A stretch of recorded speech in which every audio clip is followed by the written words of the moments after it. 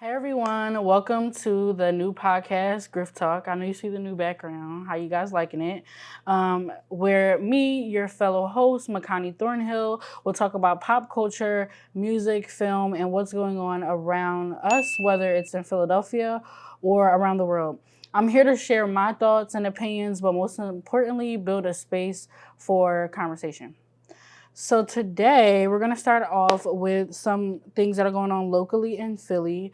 First, we have this new portal that has opened apparently in Philadelphia. Essentially, it looks like it's a super big FaceTime call from other countries. I'm assuming, I think there's Dublin, Poland, and like Ireland. I haven't seen any other countries other than those going around like on TikTok. Um, but essentially, they can see us and we can see them. There's no audio. It's located downtown in like the Love Park. Um, yeah, it looks pretty cool. I haven't been able to go downtown and check it out, but if you guys are free this weekend, I did get an email saying that I believe that there is a shuttle or a way to take students downtown to go see it. So that would be a cool and interesting uh, way to, go look at the portal that's downtown. But a lot of people are saying that they're concerned that Philly is not going to take care of it. And honestly, I feel like I'm kind of mixed. I do think that Philadelphia doesn't have a tendency to not take care of new things that we get. Like we always, well, not we, but like people around in the city find a way to destroy things that are new in the city. I know like a couple years back we had like this robot that was around Philly, and then people destroyed it. But this I feel a little different about, only because I think like what would be the purpose of destroying it? I mean, I guess like if you're just angry at your city, you just want to destroy it. But like, I feel like there's no audio. Like, what would you gain from ruining this fun, cool, interactive portal thing? Um, but yeah, I hope it stays. I think it'll last longer than some of the other like technology things that Philly has implemented. Just because like it seems like it's fun and it doesn't have any like doesn't there's no way to have like something negative about it. Like you're literally just saying hi to people on the other side of the world. I think it's pretty cool. And I haven't seen any, I would say, negative comments or like negative rhetoric towards the portal in Philly. um, and then next, also, Philadelphia is having their film festival, which happens every year. This is the 33rd year. I actually was able to go see a few films last year with my class. And if you're into movies and films like I am, it's a really cool way to just see films that come out in different countries or new directors. Yeah, I think this year, I believe they have three locations. There's one in like East Center City. If you go onto the Philadelphia filmfestival.com, you'll be able to see like all the different showings.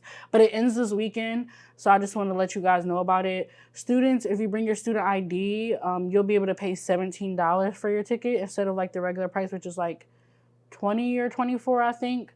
So it's a good way to get out into the city, and I'll definitely be there on Friday, so I'm excited. What's next? Next, okay. So apparently, well, not apparently, this is a fact. There has been an E. coli outbreak in specifically McDonald's. They said that it's the quarter pounders, and so far there have been report 49 cases in 10 different states with 10 hospitalizations and one death. Okay, I really don't understand why people are eating McDonald's in the first place. Like, I feel like McDonald's is not even cheap anymore. So, like, there's really no excuse to be eating McDonald's. The food is trash. The food makes your stomach hurts. Like, they also support genocide. So that's a whole nother thing. But, you didn't hear that from me.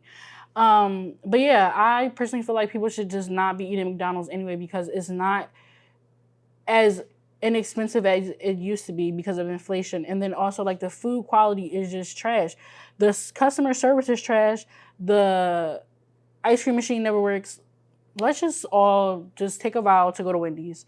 I used to be a worker at Wendy's, and The food is actually fresh. The burgers are not frozen. Wendy's has better quality food. I don't want to be exposed a spokesperson for Wendy's, but just go to Wendy's. You're gonna get your $5 biggie bag for $5 and maybe $1 extra with tax. Go to Wendy's. Let's just stop going to McDonald's. I don't want any of our CSA students to get sick. I know it's quick, but Wendy's is also 24 hours. So that's my take on it. I hope they get like some type of like, control over the E. coli outbreak though, because like I understand that like if you like McDonald's, you like McDonald's, and I would like hope that you guys don't get sick. Speaking of outbreaks, there's also a listeria outbreak in some frozen foods at Walmart, I believe Kroger, and it's essentially just like the frozen waffles. That's what I've seen the most. I don't know. I'm just a little scared to just buy frozen food at this point. Like, I think that I understand like, it happens, but for me, I think I've been seeing so many outbreaks of like listeria, E. coli, and like different things when it comes to our food, and it's just making me nervous to buy food in general. Like, I'm just not gonna buy frozen food. I mean, and essentially, sometimes if you go to like a produce junction, it's cheaper if you don't buy frozen food. But I do understand like the convenience of buying frozen food. So if you have any frozen food in your dorms, maybe like double check and make sure it's not a part of any of the listeria outbreaks or the E. coli outbreaks, because like I want you guys to be safe. Yeah. Um, Also, unfortunately, if you were a One Direction fan, Liam Payne, he was one of the singers in One Direction. He unfortunately passed away. Um, he passed away at 31. It's very unfortunate, and he jumped off of the balcony in his hotel in Argentina. They were saying that he wasn't able to get back to America because of some drug usage that he experienced while in Argentina. The whole story is just very like all over the place and very like eerie. I seen a few of the photos of the crime scene when they walked in, and like the TV was broken, and it just seemed like he was really battling when it came to mental health. So I just want to, send some love out there to any One Direction fans, and then also Liam Payne's family. Like, I know, and also his um co like band members. I don't know if they'll actually see this, but mental health is really a struggle, and especially with men, a lot of people don't recognize mental health when it comes to men or any men that are in like the spotlight of being someone that's famous. So condolences and love and peace out to any One Direction fans and his family. And then also I just want to say, like, I just feel like the algorithm and TikTok, like, they really play a part on how you feel about anything that happens. Right after I found about Liam Payne dying, like, I saw like several TikToks of his current girlfriend like posting like day in the life with me and Liam, and I'm just like, it's so sad to see how the algorithm or the internet can portray someone after they die instead of portraying them in a beautiful way before they die. Like, I'm not saying that we don't deserve to see their life, through social media after they die, but it's just like, how ironic is it that the algorithm now is showing me like things that he liked to do on the daily, places he liked to go visit, like memories and experiences that he shared with people that he loved. Like, I don't know, it's just really sad and also like eye-opening on how the internet like molds images or how we see other people, whether they're in the limelight or not. Yeah. Also, next episode, we're really gonna get into some things about the election, but I'm just letting y'all know right now, please go out and vote Tuesday, November 5th. It's the day to vote. Please, please, please, please. Literally, our life depends on it. Please go out and vote. It is very important. Do your duty, do your right as an American citizen. Go out and vote. Like, it's really not that hard. Just press the little buttons and get on out of there and vote.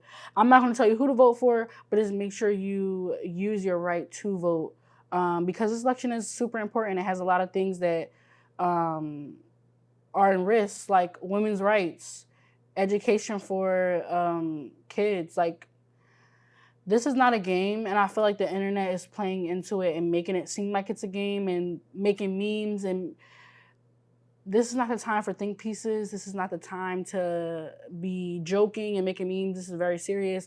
If you were able to vote and you didn't vote before, this is the election that you need to be voting for. Personally, I will be voting for Kamala Harris. I'm not telling you who to vote for, but I personally think that she's the best candidate that we have. Donald Trump has not showed me any reason to vote for him. He's very immature, and if you've watched any of the debates that he's been on, he literally has gotten probably like 3 or 4 facts that he said out loud correct. And then on top of that, like, he literally doesn't want to be interviewed and only wants to be interviewed by people that he like is already affiliated with, which is just weird because literally every president has before or after election has done a 60-minute interview, and he's the only one that hasn't. Last thing, he's a convicted felon. I'm gonna leave it. He's a convicted felon, so I'm gonna just leave it right there. But like I said again, please make sure you go out and vote November 5th on Tuesday. I believe 8 p.m. is the cutoff. Also, Lyft and I believe Uber is giving discounted rides to poll places. So if you have the excuse of, oh, like I don't live in the city, or like I don't, let's cut it. Let's cut the excuse, because Lyft is giving 50% off for voters who are riding to the voter. Like, if you're going to your voting place, they'll give you, I believe, a 50% off ride there and back. So, yeah. Okay. That was a mouthful. So now we're going to get into some music. I only have like one, I guess, like musical or music topic today, and it's Tyler the Creator. It's Tyler the Creator. If you were a Tyler the Creator in high school, or you have been a Tyler the Creator, you understand how excited we are for this new album. The album the new project is titled Chromacopia. And I think it's a super dope project so far, what I've seen with the teasers. I'm really big on like how things are shot in film and things like that. So I think like creatively, Tyler again is just proving us that he's an awesome storyteller. And the first 2 teasers that came out were the Saint Chroma and Noid. And I believe from what I got from the video, like Noid seemed to be touching on how like being famous or being known is just like such a difficult thing to grasp, because like you can't do everyday things or live your everyday life without being noticed. There's a part where Ayo and Debris, I really don't want to butcher her name, but she's on The Bear. She's one of the actors on The Bear, and she is starring in the Noid video, and she's essentially just like crying and like hysterically, like, oh my god, like Tyler the Creator. Like, she's basically like a fanned out fan. And then they pan from her holding a phone in Tyler the Creator's face to then a gun. So I think the imagery, based on the imagery, like what Tyler was trying to say is just like, although I'm famous and although you do want to capture me, like some fans are so like far gone and like so deep into like being a fan of that person that they'll be willing to kill them, or like the moment that they want to have with this person that they adore so much, whether it's Tyler the Creator or whoever is your favorite artist. Like, some fans will go to the extreme of using violence to like keep this famous person in close proximity with them. I'm just a big fan of everything that Tyler the Creator does. Even like I used to be a Loiter Squad fan. Like, I used to watch that on Adult Swim, and it was always just funny. And I think it's so crazy to see like the journey that Tyler the Creator has had from, Loiter Squad, his first album, and then to now, and like how he's developed musically.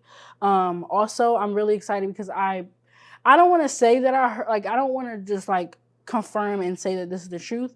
But I did hear Daniel Caesar and Frank Ocean on 2 of the songs. So I'm excited to see what Frank Ocean or Daniel Caesar will bring to any of the songs on those features.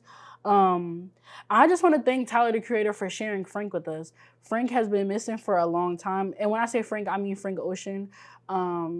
If you're not familiar with his music, please look him up. He's such a great and talented artist. But he's been gone for so long in the music game. And I think that's due to him losing his younger brother, which is sad. But, you know, Tyler the Creator and Frank Ocean have been friends since Loiter Squad and since their whole just career in general. So I just want to thank Tyler the Creator for like being able to just, even if it's a snippet, Frank Ocean, like, and he's also known for just always going like kind of AWOL, or like he does a few things and then he'll go away for years. So I'm excited to see what this project is going to bring. Chromacopia, I believe, is dropping October 28th, which is coming up soon. So you'll probably be hearing my thoughts on the album soon. But yeah, thank you for sharing this space with me and having this conversation with me. If you have any questions or advice, or if you have any topics that you want me to talk about, you can always contact the Griffin CHC Instagram page and just shoot us a DM, whether you want to be featured and come on the podcast, or like I said, just ask questions or advice. Thanks again, and I'll be back soon with another episode.